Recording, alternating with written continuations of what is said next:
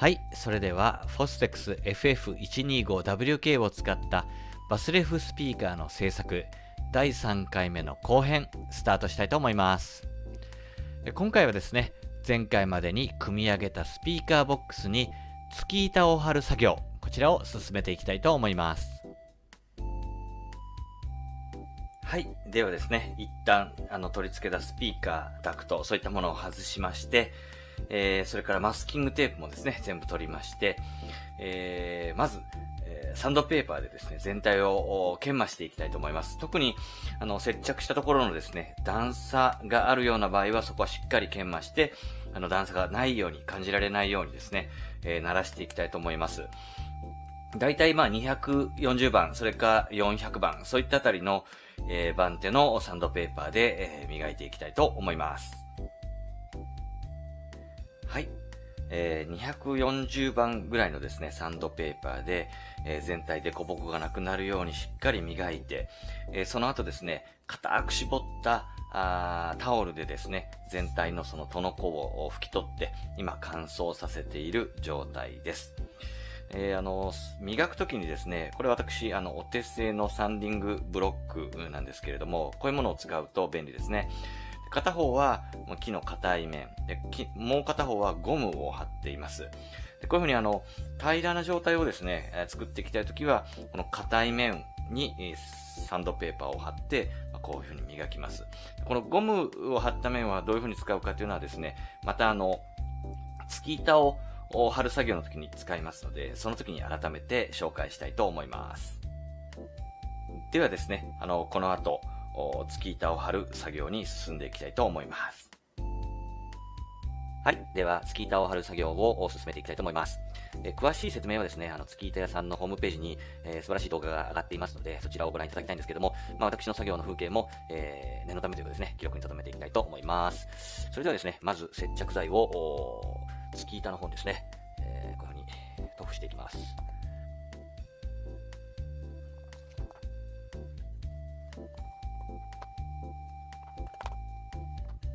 で、この接着剤をローラーで伸ばすということですね。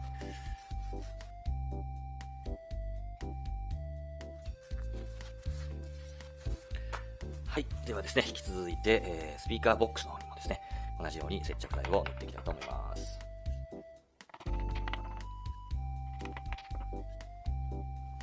ょっと言い忘れましたけど、ここにですね、接着剤が漏れないように、マスキングテープをですね、あらかじめ施しています。それからですね、もうこの段階で、アイロンをですね、温めておくといいと思います。突き板屋さんのホームページでは、100度ぐらいの温度にアイロンを設定してくださいというふうにありました。で、うちのアイロンはですね、コードレスというか、アイロンを当ててるうちにどんどん温度が冷めていっちゃうタイプですので、少し温度を高めに設定して、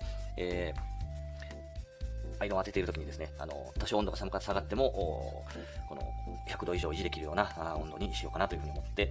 少し高めの温度にして温めています。はい、ということで、ボックスの方に、一度接着剤を塗りました。これでですね、もう一度、突き板の方とボックスの方に接着剤を薄く今度また、塗るんですね。塗りムラがないようにするんですけども、その時に、立て続けにするのではなくて、少し一回塗った接着剤が乾燥してからやります。ホームページ見るとですね、手につかない程度という風に書いてまして、数分待ちましょうという風に書いてあるんですけれども、はい、これ現状ですね、触っても指の方に接着剤が返ってくることはない状況になりましたので、まず突き板にですね、2回目の接着剤の塗布を行っていきたいと思います。こういう風にですね、少し接着剤が薄めになっているようなところを重点的に塗っていきたいと思います。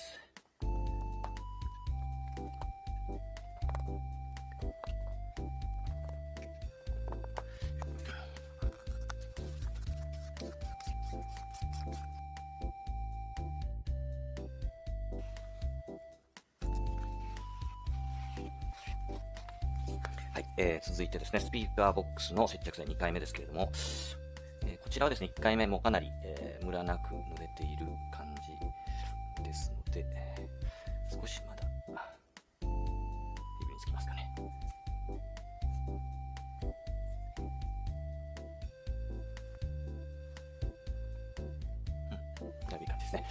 それでは、スピーカーボックスの方も2回目です。こちらは、かなり少量ですね。もう気持ち、もう1回塗っておきたいと思います。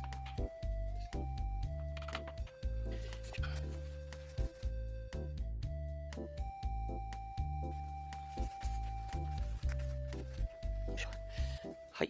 ということで、スキー板側ですね、それからスピーカーボックス側、2回接着剤を伸ばしました。でまたですね、少しだけ乾燥させて、指に戻ってこない、ぐらいになったら、スキー板とスピーカーボックスを重ね合わせて、その後、アイロンで、熱を与えていきます。アイロンのですね、温度も、所毛の温度に、なっているようにしっかり確認しておきます。どうでしょうか。スピーカーボックスの方が少しまだですね。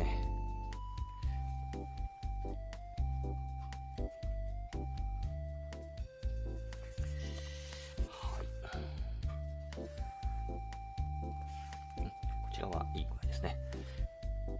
少しまだ指が引っかかるというか、ねちょっとした感じがしますが、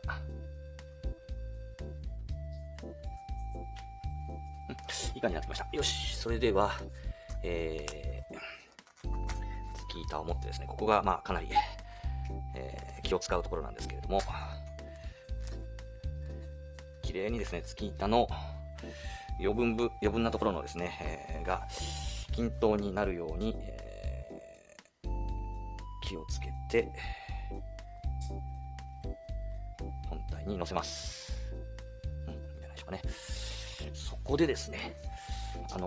あればですけれども、こういうローラーで、上から押さえて、空気を抜くということですね。スキー板と本体、スピーカーボックスの間のに入っている余分な空気を、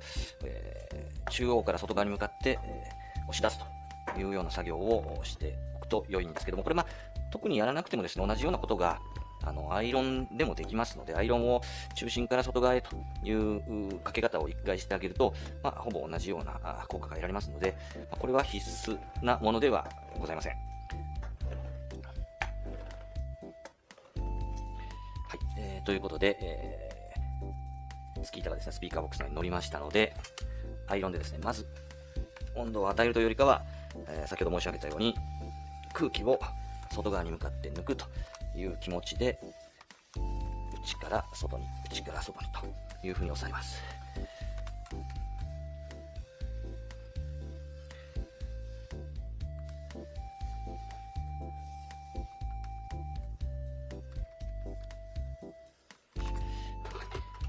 このですね、私が使っているアイロンはですね、充電式というか、アイロンを当てている間にどんどん温度が下がっていくタイプなので、こういうふうに、アイロン当てては少し温めて、アイロン当てては温めてというふうにしてますけれども、有線のアイロンを使っている場合はこういうことはなくて、100度ぐらいに設定してずーっとこうですね、やり続ければいいので、その方がおそらく作業は楽なんじゃないかなというふうに思います。はい。私の場合はですね、一度アイロンを当てて、また少しアイロン自体を温めてということを何度か繰り返してきます。ホームページで調べた感じですと、この月板屋さんのですね、接着剤、だいたい80度以上になると、こう一度溶けてですね、月板側の接着剤とスピーカーボックス側の接着剤が融合するという風になっていたように思います。ちょっとここは私専門じゃないので確証はないんですけれども、ですので、接着剤が80度以上になるようにするんですけれども、さすがにですね、これぐらい大きな広い面積をやりますとですね、なかなかその接着剤とですね、その下のスピーカーボックスの表面までしっかり80度近くまでならないと、その溶ける温度になりませんので、焦らずにですね、時間をかけて、あまり高い温度で、一気にやりますと、私経験はないんですけれども、なんかこう、月板がひょっとしたら焦げちゃったりするとですね、それはそれでよろしくないですから、あまり急激に高い温度にするのではなくて、根気よくですね、温めていくというのが良いんじゃないかと思います。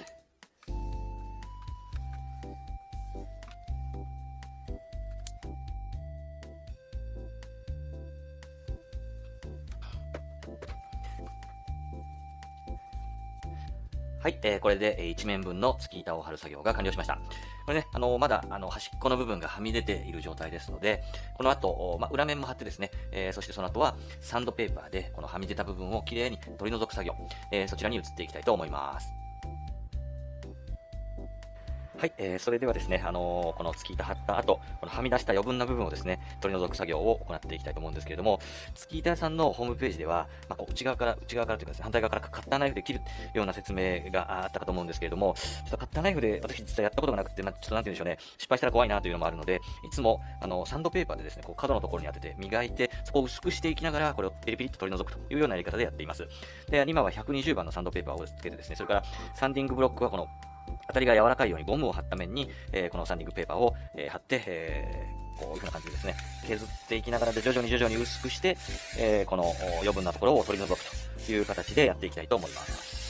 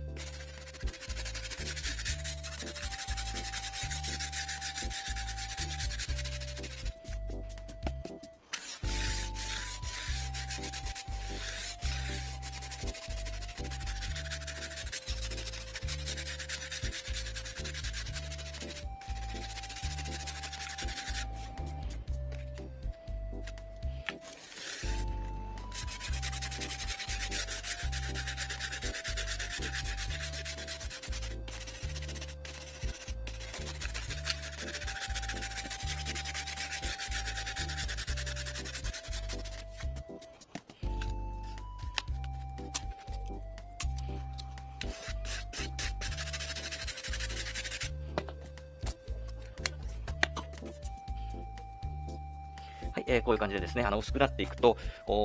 月板の木の部分がもう最初に削れてですね、裏に貼ってある和紙の感触になってくると、もうそこからは簡単にペリペリっとこう剥がすことができるようになるんですね。ということで、こういう感じでサンディングペーパーで、削りながら端っこをきれいに落としていくということを全体的に進めていきたいと思います。はい、一つ分、スピーカーボックスの月板張りが完了しました。側面、天板、フロントバッフル、そしてもう一方の側面という感じで、貼り終えることができました。なおですね、このフロントバッフル、スピーカーを取り付ける穴、それからダクトを取り付ける穴、今開けてませんけれども、これ塗料を塗るときにですね、穴が開いてると塗りにくくなってしまうので、まずはこのままですね、のっぺらぼうみたいな感じですけれども、穴は開けずに、